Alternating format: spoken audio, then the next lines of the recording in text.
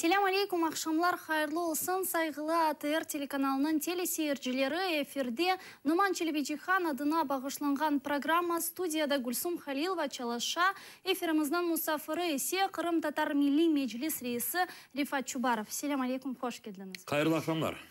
Hürmetli seyirciler, öz suallarınızı bugün bizden canlı yayında bağlanıp seslendirebilirsiniz.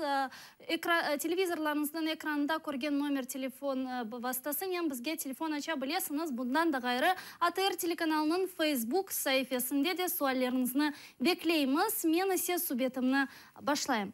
Rifat ağa, mına gündemde en konuşulgan mevzulardan biri bu Kırım'da Rus mahkemesinin meclisini yasak edecek olmasıdır.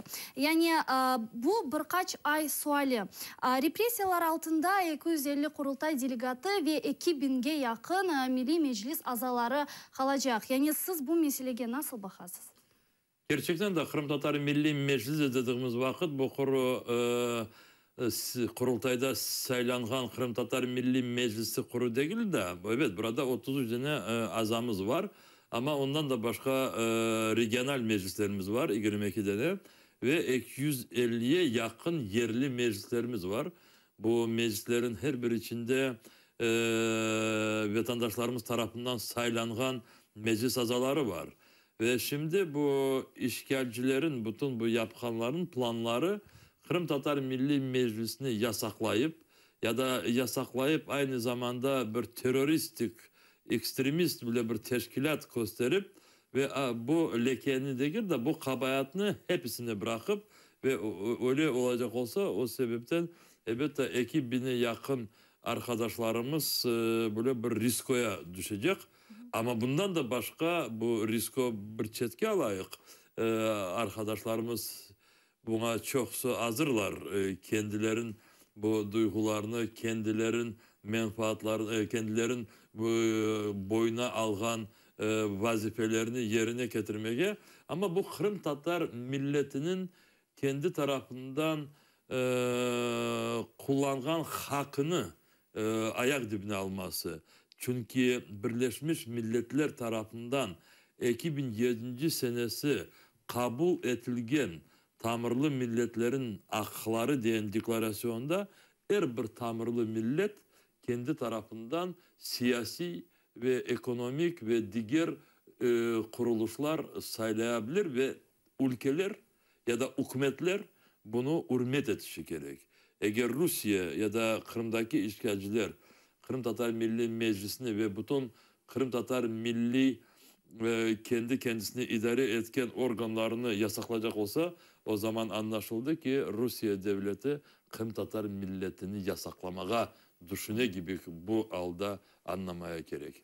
Siz ayttınız ki yani bu insanlar böyle risk altına düşecekler. Yani onların korçalaf mekanizmaları mı var mı?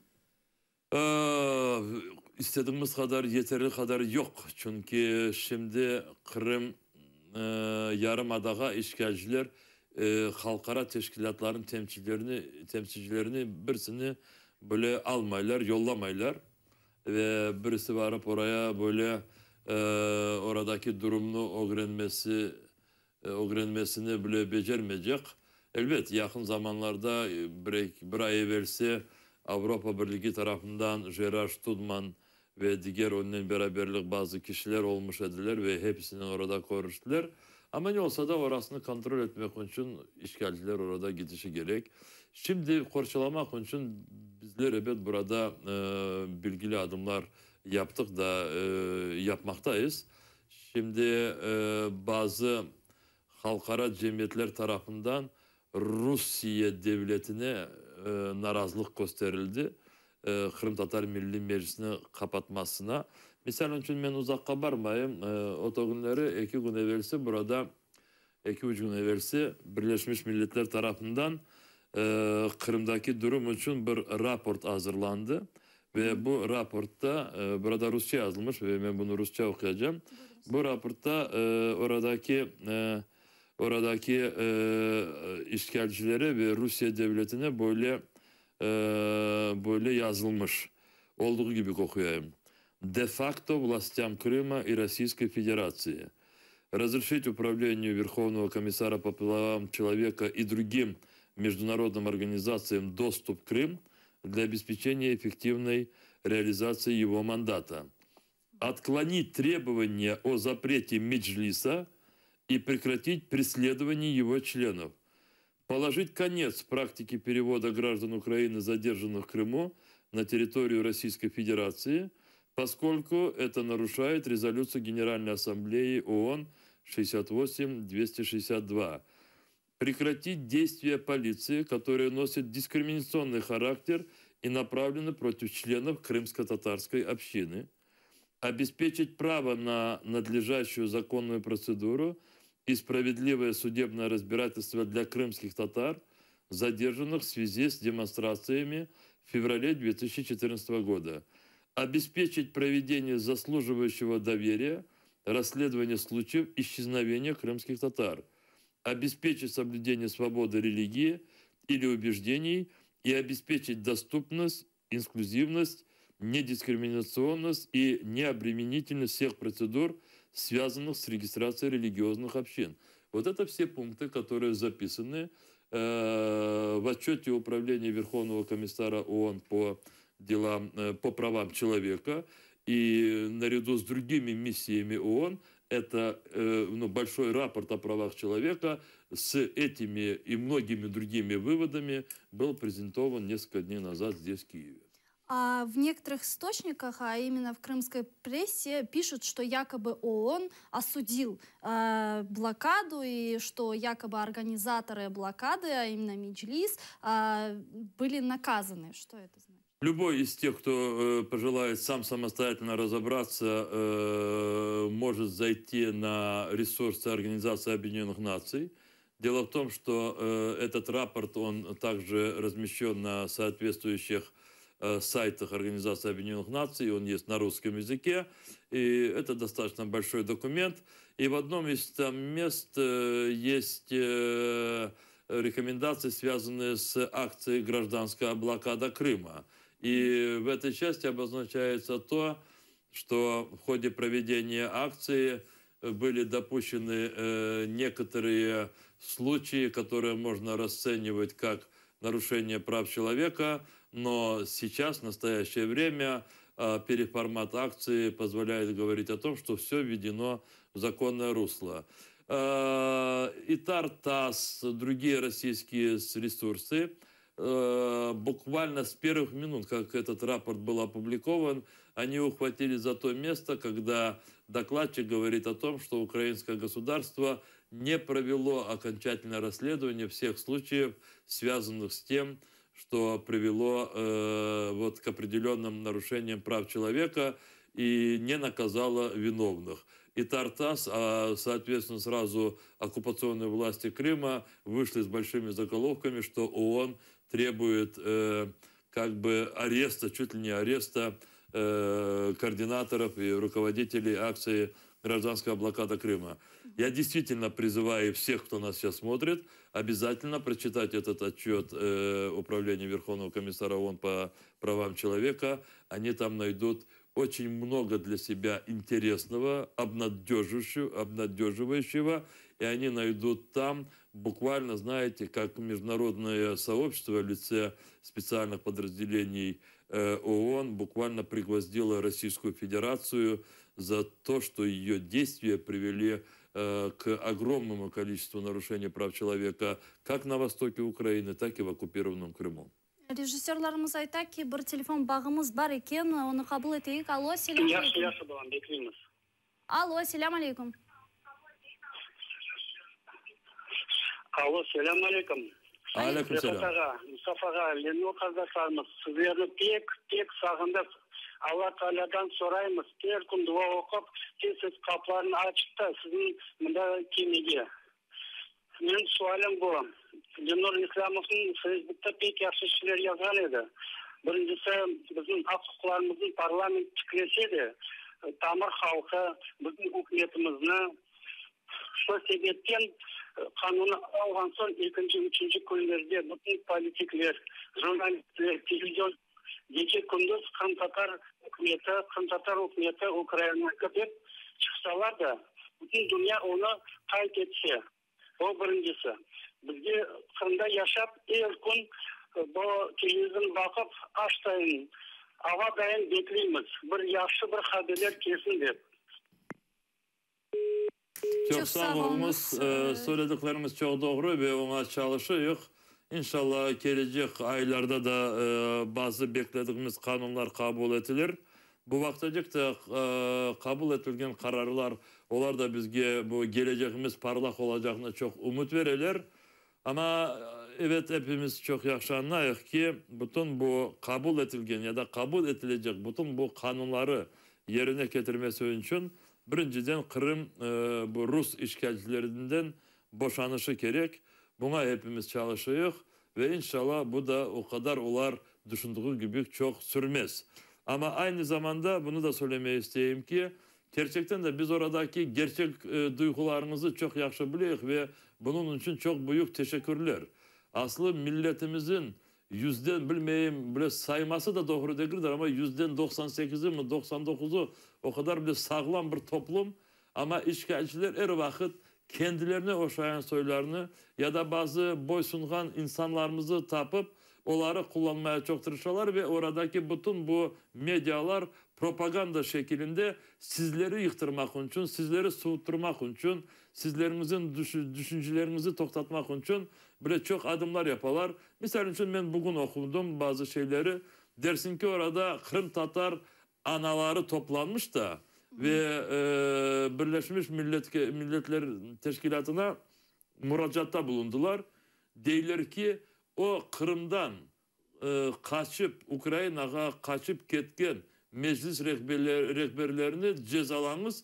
Çünkü onlar Kırım'a karşı çalışalar deyip böyle bir müracaat imzalamışlar eken deyip anlata bu işgalcilerin televizyonları, radyoları bazıları bunu Kırım Tatar dilinde seslendirirler. Biz biliyoruz ki orada Kırım Tatar anaları öyle hiç toplanmadılar ve öyle hiçbir düşünceleri de yok.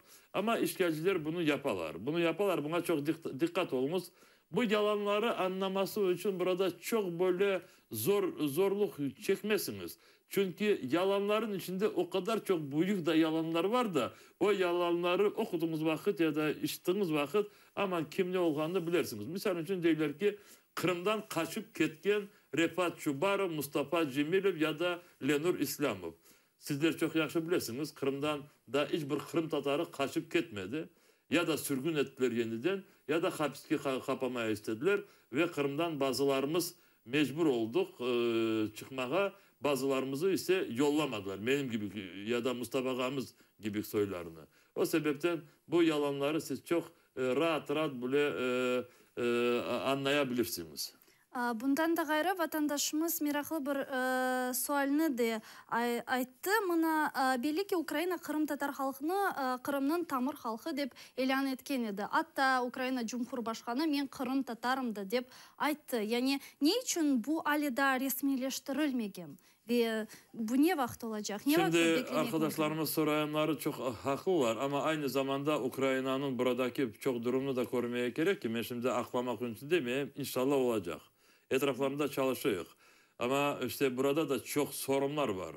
Ukrayna'da da son derece yıktırmak için Rusya o kadar çok karşılıklar alıp var ki ve bunların bu başlayan çalışmalarımızın üstüne çıkmak için elbette bilgili adımlar gerek. Ama her gün buna biz ille bir bu temelge bir taş olsa da koymaya tırışıyoruz. Misal için TÜNEV'in buraya Avrupa Birliği'nden büyük bir heyet geldi. Bu heyetin içinde 10 tane ülkelerin büyük elçileri, bu Strasbourg'daki temsilcilik yapan büyük elçiler. Ve onların içinde evet Danya, Norveçya, Fransa, Almanya ama Türkiye'nin de orada büyük elçisi var idi. Diğer ülkelerin. Ve biz onlara birinci taraftan çok büyük teşekkürler gösterdik destek etkenlerine. İkinci taraftan yeterli olmadığını bildirdik. Ve misal için bu Avrupa Konseyi, bunda arkadaşlarım çıkaran farkına varsınlar. Avrupa Birliği, Avrupa Konseyi, Europarlament Rusça söylesem, onlar 4. fevralde kabul etken kendilerin beyanatında Kırım Tatar milleti orada tamırlı millet deyip böyle bir yazılı olarak başladılar. Şimdi o Mayıs ayında Birleşmiş Milletler yanında tamırlı milletlerin forumu geçecek. Biz ona da çok hazırlıklar alıp barayık. Her bir şekilde ve orada da inşallah Kırım Tatar milletinin statüsü biz istediğimiz şekilde açıklanabilir. Bir telefon bağımız var. Dinleyimiz. Alo, selam aleyküm.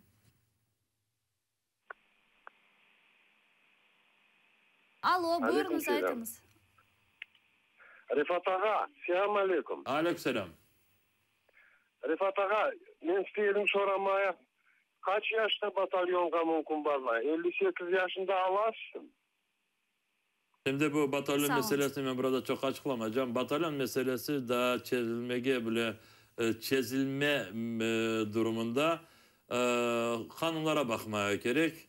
O sebepten arkadaşım eğer böyle bir ayrı bir teklifiniz ya da fikriniz olsa yolunu taparsınız bana haber etmeye ya da Lenur İslamov'a. Sağ olunuz. Mında da sualler keliyor ve men okumak isteyeyim. Kırım Tatarlar destekini kaydan aramak gerek dep meraklanalar Kırım'dan. Men de bu sualını biraz da tafsilatlıca açmak isteyeyim. Bütün Dünya Kırım Tatar Kongresi. Mına Türkiye'de sonki olgan toplaşuvdan son endi aman yarım yıl geçti. Bu yarım yıl devamında konkretik şekilde ne yapıldı? Her 2 ay devamında bizler bütün Dünya Kongre tarafından seçim edilgen İcra Komiteyanın ya da İcra Şura'nın toplantısını geçiriyoruz. Sonki toplantımız genişte oldu dedi. Kısmet olsa şimdi bu April ayında Vilnius şehrinde olacak ve ona çok hazırlıklar şimdi alıp varıyoruz. Ve Vilnius'te bizde Litvanya'nın hem parlamentosu hem Cumhurbaşkanı destek etti. Ve bu toplantımızın etrafında diğer ülkelerden de bilgili siyasetçiler gelecekler ve birinciden Amerika Koşma Ştatlarından. Aslında bunu açıktan hem memnunluktan bunu söylemeye gerek. Geçen senesi bu 2. Ağustos'ta geçirilgen bütün Dünya Kırım Tatar Kongresi gerçekten de kendi çalışmalarını bile çok gerçekten başladı birinciden ve böyle devam etti. Bizi her bir yerlerde medyalarda yapan işlerimizi ararsınız ama söyleseniz ki ne vakit ola yarın gelip de ya bir gün gelip de bizi bu işgalcilerden kurtaracaklar ya da Kırım'a azatlık getirecekler, böyle olmaz. Bütün Dünya Kongre birinciden dünyadaki olgan bütün Kırım Tatarlarını birleştirip onların bilgilerini, onların çarelerini kullanıp işte yaşayan ülkelerini Kırım Tatarlarga, Ukrayna'ga yardım yoluna getirmesi. Bu birinci vazifemiz ve buna Allah'a şükür çok çalışıyorlar arkadaşlarımız. Misal için 2-3 günden sonra Ukrayna Cumhurbaşkanı Petro Poroshenko resmi ziyaretine Türkiye'ye gidecek. Bu resmi iyetin içinde liderimiz Mustafa Ağa ve Kırım Tatar Milli Meclis reisi inşallah da bir arkadaşımız orada olacak gibi görünüyor. İşte bunlar hepsi bu bağ kurması. Kanada'daki arkadaşlarımız oradaki parlamentoda bir protokol hazırlayırlar. Amerika'daki kendilerini bu prezident saylamak için göstergen adaylarından çalışıyor. Hepslerini şimdi söylemesi tıkaran zor olabilir. İkincisi ne yapabiliriz da bu sualınızda var idi. İşte kimler destek edebilir Kırım Tatarlarını? Birinciden bu destekini kendimizden arayık. Bu gerçekten de böyle. Bu boş sözlerde gel. Mesela için Aktem Çiğgoz ve diğer arkadaşlarımızın mahkemeleri ola. Orada mahkemenin yanına varıp da onların akrabalarına, onların yakınlarına ya da mahkemede olgan Aktem Çiğgoz, Ali Hasanov, Mustafa Degermenci ve diğer arkadaşlarımızın ruhlarına bile bir destek vermek ya da bir kuvvet vermek için orada balaban bir şey değil. Mahkemenin yanına gelmeye gerek ve birbirimizi destek etişimiz gerek. 10. Mart'ta Kırım Tatar Milli Meclisi'ni yasaklamak için onların mahkemelerin 2. toplantısı olacak. Gene de bu Kırım'daki Pavlenka sokağının yanındaki yukarı mahkeme ya onlar taraftan gösterilen yukarı mahkeme diyen teşkilatın yanına geliniz. Kırım Tatar Milli Meclisi'ni kapatmaya isterler diyeceğim. Kırım Tatar milletini yok gibi tanılar. İşte destekini kendimizden başlayık. Ve ondan da başka bu işgalciler taraftan ben bunu öyle bak söyleyeyim. Böyle etkenimizde ve bunu her vakta devam edeceğim. İşgalcilerle çalışkan bizim aramızda peyda olan insanlara hiçbir yerde ne selam ne başka destekler. Çünkü onlarını kullanıp milletimizi yok etmeye tırışalar. Remzi İlyasov, Zaur Smirnov, Ruslan Balbek ve onların etrafındaki olganları. Telefon bağımız var, dinleyimiz. Selam aleyküm, akşamlar hayırlı olsun. Alo. Alo, selam aleyküm, buyurunuz, efirdesiniz. Алейкум салям. Я хотел задать такой вопрос касательно национальной территории. То есть ранее поднимался вопрос о том, что будет как бы подан законопроект. Вот, и сейчас как-то на эту тему нету никакой полемики нигде. То есть насколько этот вопрос продвигается и вообще есть ли заинтересованные люди, так сказать, в Думе, которые будут, проголосуют как бы за данный законопроект. Çok sağ olunuz. Mana gerçekten de Kırım Tatar Cumhuriyeti, yani blokanın başında bile bu ilan etilgen edi. Hatta Kırım Memori sınırında bile bigboardlar asılgan edi. Ve mana Kırım'da yaşayan insanlarga, yani ne için bu Kırım Tatar Cumhuriyeti, yani ne vakit olacak, resmileştirecek mi, nasıl olacak ve insanlar anlamay bu nasıl olacak, mesela meclis bu kanuni şekilde anda idare edecek mi, ya da Kırım Tatar Cumhuriyeti bu ne? Sual Rus dilinde söylenmiş idi de ve Rus dilinde cevabını vereyim de arkadaş belki Kırım Tatarca bilmeydir de o sebepten hürmet ettiği konuda. Обязательно будет принят закон, определяющий статус автономной республики Крым по принципу национально-территориальной автономии. У нас есть сейчас определенные этапы, как мы это отрабатываем, и нарабатываем, вернее, законопроект. Я исхожу из того, что он будет зарегистрирован достаточно недолгое время. И суть этого законопроекта будет исходить из того, что крымские татары, как и любой другой народ, обладающий правом на самоопределение, они его реализуют на своей собственной земле в Крыму.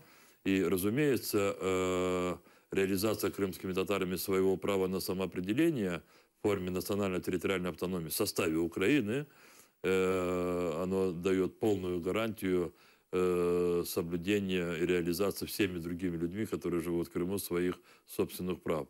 Мы уже несколько раз говорили на ваших передачах о том, что в мире это абсолютно не новация, что есть много реализованных другими народами в условиях унитарных государств, реализованное право на самоопределение, и для Крыма это не представляется никаким затруднением. Проголосует ли это в Верховной Раде Украины? Я надеюсь на это, и мы на это работаем. Если мы что-то не делаем, может быть, так быстро, как некоторым хочется, то, значит, есть определенные тактические моменты, и, возможно, не о всех я о них здесь говорю. Çok sağ olunuz ve Kırım Tatarları için Xerson vilayetinde mına Cumhuriyet. Yani bu mesele hala da aktual mi? Yani Kırım Tatarları gerçekten böyle şey olsa darhalı başlamazlar mı? Şimdi böyle bir inisiyatif var idi. Çünkü Xerson'un bazı bölgelerini böyle Kırım sınırlarını genleştirip de Xerson'un bazı bölgeleri Kırım'ın içinde deyip ve orada Ukrayna'nın kontrolünde olduğu sebebinden orada bazı Kırım'ı idare edecek kuruluşlarını orada yerleştirmeye. Mesela için Kırım hükümeti ya da Kırım polis müdürü ya da diğerleri bu inisiyatif müzakere edildiği vakit çeşitli fikirler etrafta seslendirildi. Şimdi bu o kadar da aktual değil ama her bir gerek vaktinde bu inisiyatifi kayıtabiliriz. Şimdi bu devlette de çok denişmeler ola ve Tunev'in ya eki... Neyle bağlı bu denişme? Bu denişmeler çünkü şimdi burada da bazı bu devletin idare sisteması denişiliyor. Ve decentralizasyon son bu mahkemelerine bağlı reformalar ve onlar hepsi anayasada denişmelerini onlar meydana getirirler ve bu denişmeler o kadar kolaylıkla kabul edilmeyi. Çünkü orada bir prosedür var. Bu bizim inisiyatifimizin yerine getirmek için anayasada denişmeler yapmaya gerek ve ona sırada gelmedi. Telefon bakımız var. Selam aleyküm, akşamlar hayırlı olsun. Alo. Selamünaleyküm. Aleykümselam. Rifat Ağa, size bir sualim var idi. Sonra. Bu aşıncı bu balları armaya çağıran ballar ne olacak bunlar? Şimdi yayınımızda aynı sorular var da ben anlayayım. Hepimiz bir vakti yayınlara bakma olmayık ve bu anlaşıldı. Ben gerçekten de bu 2 hafta evvel sallim bu sualga cevap verdiğim vakit gene de başka bir cevap becermeyeceğim vermeye. Birinciden ana babalar buna çok dikkat etsinler. Çünkü Rusya'nın armiyasına, Kırım'da yaşayıp da Rusya'nın armiyasına varması orada daha başka son problemalar çıkaracak. Çeşitli türlü problemalar. Allah göstersin de bile kazalardan saklasın ama onlar da olabilir. Rusya'nın şimdi geleceği çok bilgili değil. Rusya'nı idare etken Putin'in kafasında neler var, nasıl düşünceler var, onu birisi anlamağa olmaz. Ve yarın bir gün Rusya'nın askerleri nerede peyda olacaklar, ne yapacaklar, nasıl onları kullanacaklar bilmeyiz. Ama ben şimdi oğlanlarımızın ana babaları olduğu vakit onlara ana babaları yerine emir vermeye olmam. Kırım Tatar Milli Meclisi reisi olsam da. Ama ben orada olsam da benim oğlanlarım olmuş olsaydı, Allah bana vermedi, üzerine kızım var. Ben kendi oğlanımı Rus armiyasına vermez edim. Başka bir çaresini bulunur edim. Bu çarelerine bakınız da eğer biz burada yardımcı olacak gibi size görünse biz yardımcı oluruz ama bize bildirmez. Numan Çelebiçihan adına batalyon yani bu yaşlar için kurtuluş gibi olabilir mi? Olabilir ama batalyonda hizmet eten son bir seneden sonra daha başka hayat var da. Çalışma yeri var, yaşama yeri var. Burada çok dikkat olmaya gerek. Ben şimdi birisini bile soğutturmaya da istemem. Ama birisine böyle bir kereden bilesiniz böyle sebepsiz böyle bir umutlar da vermem. Ama oğlan balanı Rus armiyasına vermesi çok katlı. Ve insanlar bunun çaresini arasınlar. Belki burada akrabaları vardır. Burada olmasa belki Türkiye'de vardır. Ballarını Kırım'dan çıkarmak için değil. Armiyadan kurtarmak için. Ama ne kadar çok olar burada, Kiev'te diyeyim, esas Ukrayna'da olsalar, biz onların biraz da çaresine bakmaya tırışıyoruz. Ama ana babalar belki istediği şekilde değildir.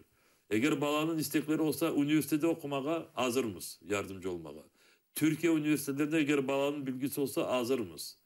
Armiyaya, Ukrayna ordusuna girecek olsa hazır mıyız? Onun için bazı yönelişlerde biz o ballara yardımcı olmaya hazır mıyız? Ama ana babalar baksınlar. Çok sağ olun Rifat Ağa ve bunda bir sualler geliyor. Tahsil ve inkişaf mevzusuna gelsek. Buna ATR telekanalının maksadı birinci günden bu tilimizni ve medeniyetimizni inkişaf etmekten ibaret edi ve bugün ATR telekanalının vaziyeti herkesке malumdur. Yukarı şurada meclisin faaliyeti için yüksek miktarda bir büdjet ayrılgan edi ve bundan da gayrı ATR'ge de yardım etileceği bildirgendi. Buna bir vatandaşımız soray. Buna ne kadar vakit geçti, bu paralar kayda ve nasıl bir faaliyette olar harcanalar? Aslı para meselelerini söylemesi bu bizim milletimizin içinde bir spor, bir yönelişi gibi kimirdi bana görüne. Ama gerçekten de insanların akları var meraklanmaya ve gerek cevaplarını almaya. Bu Ukrayna devletinde ve diğer devleti gibi bazı açıklanan ve gerçekten de böyle niyetten yapılacak açıklanan ya seslendirilgen böyle projeler İstediğimiz kadar tez yerine gelmeyi. Misal için bu bizim talabımızdan belki arkadaşlar hatırlaydırlar. Ukrayna devlet bütçesi kabul edildiği vakit ben o vakit gerek keskinden söze çıkmış edim. Dedim ki neden dedim böyle ihtiyaçlarımız var dedim ve ATR'ını da almış dedim. Ve gerçekten de hepsi olup aslı bütçette 20 milyon grivna para gösterilmiş dedi ve ona son 40 milyon da koştular. Hepsi olup 60 milyon oldu. Ama bu paraları devlet parası çünkü bizim cebimize verilmedi o ve verilmeyecek. Bu paraları kullanmak için kanun boyunca bazı şartlar var. Şimdi direkt o paralardan ATR'ye yardım etmek için bugündeki çalışkan kanunlar yeterli değil. O sebepten bizim arkadaşlarımız bu kanunları değiştirmek için bu kanunlar değil de bu hükümetin kararları, постановление Rusya dediğin gibi arkadaşlarımız bunun etrafında çalıştılar ve şimdi hükümet bunu baka. Eğer ki biz beklediğimiz kararını hükümet kabul etse oradan ATR'ye yardımcı olabiliriz. Ama yazıklar olsun bugün ATR'in durumu bu maddi taraftan çok ağır ve devlet tarafından da hiçbir kapik da masraf edilmedi. Bunu da bilmeye gerek. Sağ olunuz ve da bir sual bu matbuatla bağlı. Mına Kırım'da bir çok kitaplar hem de Mustafa Ağa Cemilov hakkında mına işgal olgan son Kırım yasak edildi. Mına Ukrayna hem de mekteplerde Kırım Tatar dersleri de alçaldı, yani onlar kıskartılıla. Yani şimdi Ukrayna'da mına matbuat meselesini alsak, mında bir Kırım Tatar tilinde kitaplar neşir etmek imkanı var mı? Bu teklifler olsa, arkadaşlarımın teklifleri olsa bize böyle bildirirler ya da tekliflerini gösterirler. Yani meclis yardım edebilir. Ya yapabilir. Ben şimdi bunu söylemeye isteyeyim ki şimdi sizi dinlediğim vakti ve bu soruları böyle düşünüp kaldım. Dersin ki burada bütün bu milletimizin fırsatları şimdi Kiev'te, Ukrayna'da da ve hepsi orada yapılmadığını burada nasıl yapılabilir diye bizden sorayım. Bizim burada vazifemiz, ben bunu açıktan söylemeyi isteyeyim. Kırım Tatar Milli Meclisi'nin vazifesi ne kadar tez Kırım'ı Rus işgalcilerden boşaltmak. Rus işgalcilerini oradan yok etmek. Bu birinci vazifemiz ve birinciden bununla çalışacak. Çünkü bu meselenin çözmeyecek, orada bütün diğer meseleler çözülmeyip kalacak. Orada matbuat meselesi, orada ATR'in meselesi, orada askerlik meselesi, orada din cemiyetlerimizin meselesi, bütün başımıza gelen belanın sebebi bu Rus işgalciler. Ve arkadaşlarımız Kırım'da olanları çok bununla bizge sorumlu olsunlar da ve kendilerini Kırım'da öyle bir namustan alıp baksınlar da bu Rus işgalcilerin aslı umutları olmasın. Bana bu Kırım Tatarları da biz kendi tarafımıza çevirip olarak kullanabiliriz deyip. O zaman oradakileri kendilerini destek etsinler birinciden. Kendilerinden böyle muhabbetlik olsunlar. Ve bize de evet oradaki yapılmayan ya da oradaki sorumlu şeylerini bizden sorasınlar, buyursunlar ama hepsini bizden beklemesinler. Çünkü Rus işgalcilerini oradan yok etmesi bu bizim birinci vazifemiz ve bütün güçlerimizi biz ona bırakıyoruz. Bütün güçlerimizi gece sabah Rus işgalcilerini, Rusların değil, Rus işgalcilerini oradan yok etmek. Sağ olun. Telefon bağımız var. Alo, selamun aleyküm.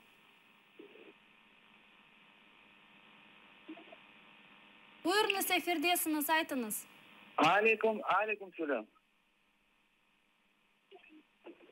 Selamun aleyküm Rifat Ağa. Buyurunuz, aleyküm selam. Rifat Ağa. Söyleyiniz. Мы вас очень сильно поддерживаем. Televizorunuzun yanından çekiniz. Вы лидер, вы самый хороший человек. Çok sağ olunuz da ama kuru Rifat Ağa'mız Наш народ будет жить, и мы за вас. Çok sağ olunuz da. Allah sağlığınızı versin. Всего самого хорошего. Allah hepimize yardımcı olsun da kuru Rifat Ağa'mız diyor ya da diğerleri diyor burada Kırım Tatar Milli Meclis azaları varlar. Orada en önemlisi Kırım'daki Rus işgalcilerin kolunda olan Kırım Tatar Milli Meclis azaları. Biz bugün Kırım Tatar Milli Meclis'in toplantısını geçirdik. 4 saat Skype'le arkadaşlar orada, biz burada. Burada bir mecliske biz cemaat cemiyetlerin temsilcilerini de çağırdık ve kabul etken ya da müzakere etken suallerimizde 18. Mayıs'tan bağlı bütün tedbirler Kırım'da ne yapabiliriz? Burada ne yapabiliriz? Amerika'da ne yapabiliriz? Türkiye'de ne yapabiliriz? 18. Mayıs'tan bütün Yakında bilirsiniz bizim bir parlak bir istiyatlı bir vatandaşımız kızımız Cemal'a. Şimdi kısmet olsa Mayıs'ta onun da bu Şveçya'da finali var. Eurovision'ye. İnşallah orada da. Şimdi bütün yapılan işlerimizi Kırım Tatar Milli Meclis azalarının yanımızda liderimiz Mustafa Ağamız. Söylemeye istedim ki işte bana bugündeki meclisteki müzakere etip de algan kararlarımız hepsi kendi de işte bir niyetke keli. Kırım'ı işgalcilerden tez boşaltması ve sağ olsun bu arkadaş böyle sıcak sözler söylediğini ama bu sözlerini siz Kırım'daki olan Kırım Tatar Milli Meclis azalarına boy sunmayan imamlarımıza birbirlerimize vakit söyleyiniz. Sizler olmasanız bizler olmasak o zaman elbet işgalciler rahat olacaklar ama biz onlara o rahatlıklı vermeyeceğiz. Sağ olunuz. Daha bir telefon bağımız var iken. Alo, selamun aleyküm, buyurunuz. Selamun aleyküm. Hayırlı akşamlar. Hayırlı akşamlar. Rifat ağamıza bir sual verecek edim. Bu Kırım'da obuz keçi, bağlarda namaz okuyan bağlarda obuzlar keçi. Onların ahvalı nasıl olacak? Ne dersiniz bu için? Şimdi Allah razı olsun. sağ olun, siz de çok sağ olunuz da o arkadaşlarımızı hepsini endi biliyor. Onlar endi onları bile bir mahsus uydurgan bile bir mahkeme işine böyle Rus işgalciler tarafından bağlanacak olan insanlarımızın sayısı 8 kişiye geldi. Evvelden hatırlarsanız bu Akyar'ın etrafındaki köylerimizde 4 tane böyle kişimizi alıp içeriye bıraktılar, hapiske bıraktılar. Şimdi de 2 hafta evvelsi 4 kişimizi hapiske bıraktılar ve onların hepsini dersin ki Hizbut Tahrir ekstremist teşkilat deyip öyle bir cinayetçilik olarak bağlamaya isterler. Anlaşıldı ki bu hepsi mahsus uydurulgan. Bu Kırım Tatarlarını korkutmak, ezmek. Yazıklar olsun, yazıklar olsun. Oradaki Kırım Müslümanlar İdaresi tarafından bu insanlarımızı korçalamak için gerekli adımlar yapılmadı. Biz burada kuru bile beyanatlar dağıtmak değil de görüşmelerimizde halkara teşkilatların temsilcilerinin biz oradaki Kırım Müslümanları Ruslar tarafından represiya alganlarını gösteriyor ve Demirel'e ben okumuş edim. Şimdi gene de kaytarmayın. Belki siz yetiştirmemiştirsiniz. Son ki Birleşmiş Milletler Teşkilatı tarafındaki hazırlanan raportta Kırım Müslümanların durumu Rus taraflarından böyle basındığını gösterirler ve bu olmayışı olarak açıklayırlar. Ondan da başka bizim advokatlarımız onlara yardımcı olmaya hazırlar. Ama o advokatların da FSB tarafından bu davadan çekme getirirler. Anladığıma göre de bazı advokatlara bu din taraftan kabahatlanan ya da bizim dindaşlarımıza yardımcı olmaya hazır olan advokatlarımızı FSB bu davadan bu işten çetki alıp bıraktı. Ama akrabaları, diğerleri eğer biz burada yapmamış olsak da ama onların başka bir bizim yapacak gibi korune teklifleri olsa her vakit biz hazırmız onlara hizmet etmeye. Hepimiz orada Kırım Tatarlarımız, hepimiz Müslümanımız. Doğru ve söz görsetilgende mana bu muftiyat hakkında bir tane kardeşimiz yazsa. Cemилев aytты ki муфтий Крыма трусливая дешевая кукла в руках оккупантов. Присоединяетесь ли вы к словам лидера и почему он до сих пор в Мeclise? Şimdi bakınız, birisi söyledi de siz nasıl düşünüyorsunuz? Siz o insandan sorabilirsiniz. Bunu söylemeye isteyeyim ki ben bütün kendimin pozisyonumu ya sorumlarımız Mufti Bey'e açık şekilde yazmış edim. Ve kimler meraklansalar onlar benim Facebook'uma bakabilirler ve çok basınlar da bunu dağıtmış ediler. Ben şimdi o yazılını bile hepsini şimdi hatırlamaya vaktimiz de yoktur ama bazı oradaki olan fikirlerini yeniden canlandırmaya isteyeyim. Birinciden Kırım Müslümanların tarafından saylanan Mufti Bey orada bütün Müslümanları korçalayan bir vazifeli kişi oluşu gerek. Ve da hiçbir Rus işgalciler tarafından hapiske bırakılan kişi ve ekstremist olarak kabayatlanan kişinin de hiçbirisinin gerçek olganını bu Rus işgalciler de göstermeye becermediler. Hepsi orada haksız hapisin içinde ve Mufti Beyimiz oradaki oları korçalayışı gerek. Bu birincisi. İkincisi, insanlarımızın evine eğer böyle kabayatlı olsa da Allah göstermesin. Ama bu kadar böyle çirkin, korkunç şekilde insanlarımızın evlerine girilmez. Pencereleri yıktırıp, parlayıp, bu camlar yuklanan balların üstünde, bu evlerin içine girip bütün etrafını orada hareket yapıp çıkarması, burada nasıl bu Müslüman da ağzını da buna karşı bir ses vermez. Ya da bilmeyeyim camilerimize gelip bütün bu bibliotekaları, kitapları çuvallara koyup alıp gitmesi. O sebepten ben buna çok uzattım da ama evet oradaki imamlarımız, oradaki dindaşlarımız benden çok bilirler. Ve onlar buna dikkat etsinler. Ama Mufti Bey, saylangan Mufti Bey hiçbir böyle ayak dibine algan Müslümanlık korçalamasından çekilmez. O sebepten ben bunu bir kere de duydurmaya isteyeyim. Aramamız. Bu Müslümanlar hakimiyetke yakın ve biz bunlarla çalışacak bu Müslümanlar bilmeyeyim. Orada hakimiyetke aslında bile gerçekten bile gizli çalışkan güçler yoktur. Ne din cemiyetleri ne diğerleri. Çünkü orada FSB o kadar hepsini bastı ki. Ve eğer bazılarını kabahatli olsalar bu hepsi uydurulma. Uyduralar olar. Ben 2 hafta evvelsi 16 tane böyle baskan evlerin kişilerinden bazılarının burada konuştum. Bu insanlar bana o kadar şeyler anlattılar. Bir genç arkadaşımızı içeriye aldılar FSB'ye. Diğerlerin fotoğraflarını gösterdiler. Dediler ki sen bunlara karşı biz yazdığımızı imzalasan sen şimdi rahat gidersin. O dedi ya imzalamasam ne olabilir dedi. Patriarşkı buyur. Söyleyeceğim diyeceğim korksalar. Bu bana dedi ki yok ben öyle şey yapmam dedi. Bu insanları ben yaxşı bilem dedi. Nasıl ben onlara karşı imzalayacağım? Onlar Hizbut Tahrir'de değiller. Siz bunda yazdınız ki bunlar ekstremist iken, Suriye'ye hazırlanalar iken ben bunu nasıl kendime alayım? Bu yalan.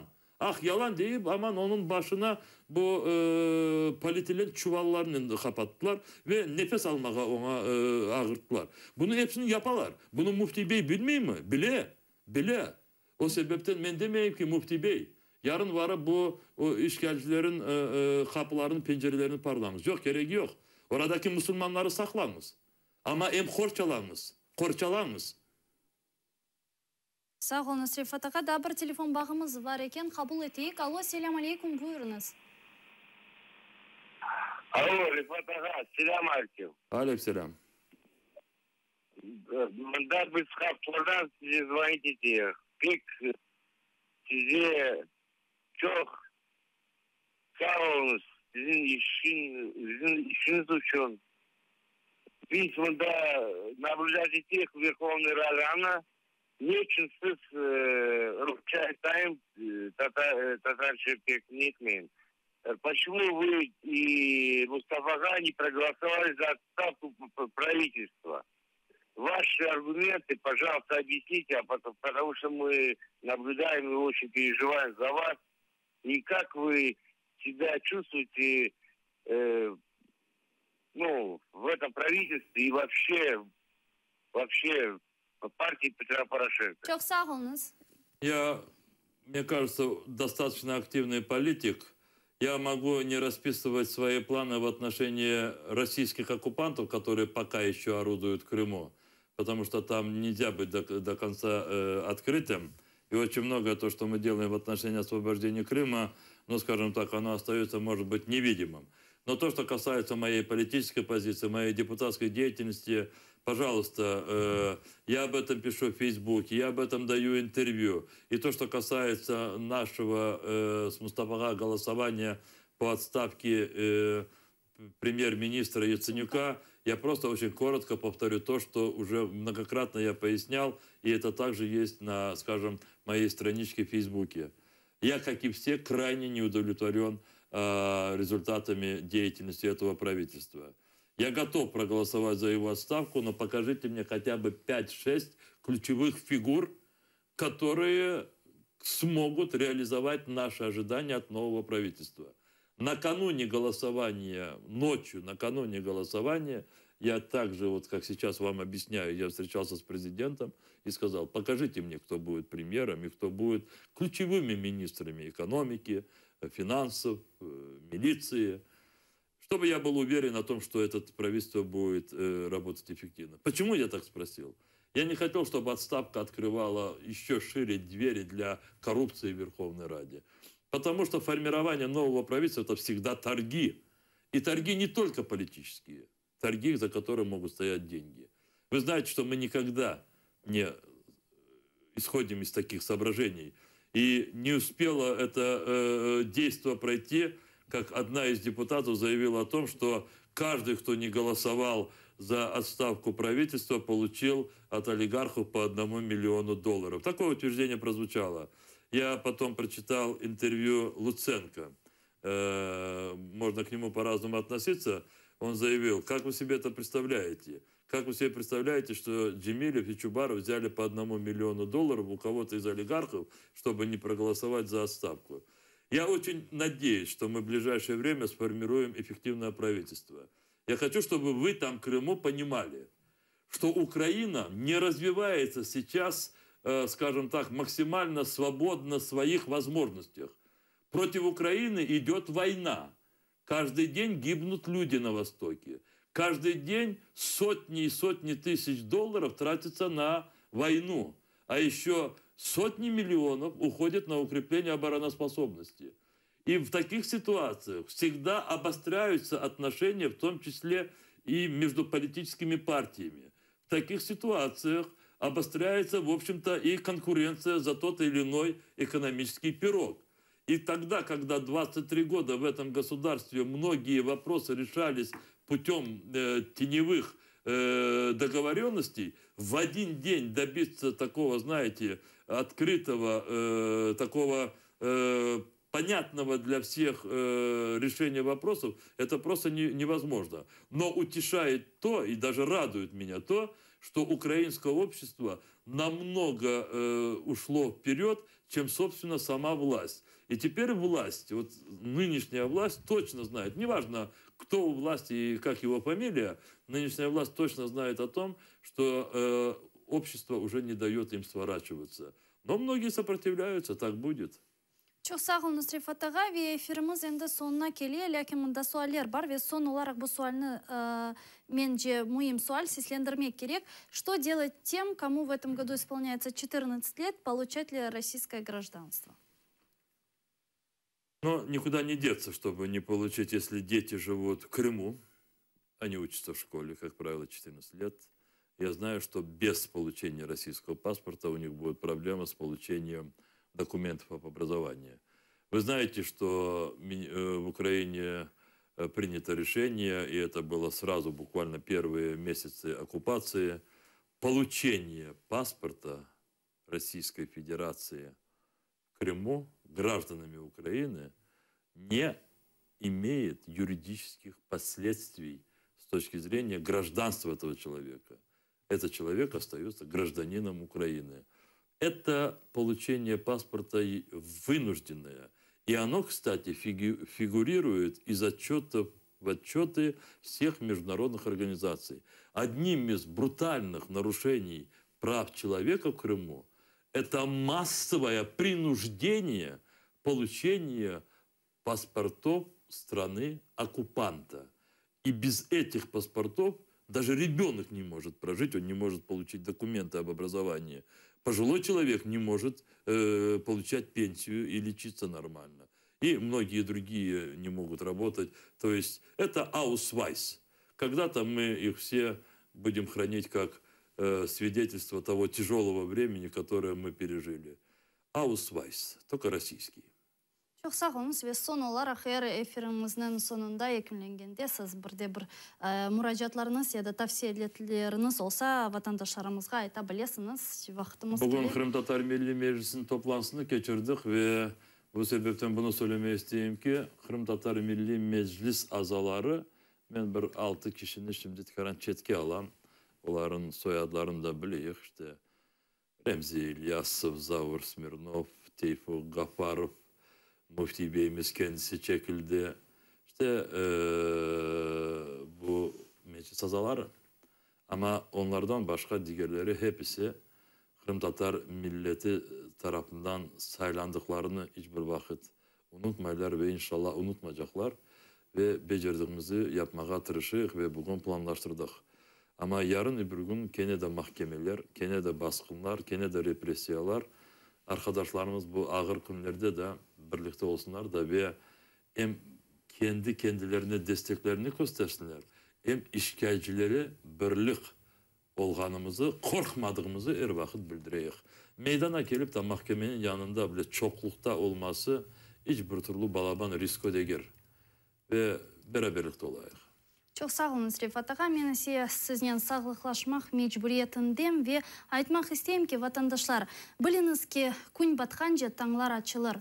Deniz limanından gemiler çıkkanca onlarını beklegen insanlar tapılır ve Kırım Tatar oğlu küreşkence vatanına kavuşur. Bu cihanda her şeyinin bir sonu bardır. Sabırının da sonu var. Bugün bizim halkımızga yapılgan haksızlıklar hepimizge malumdur.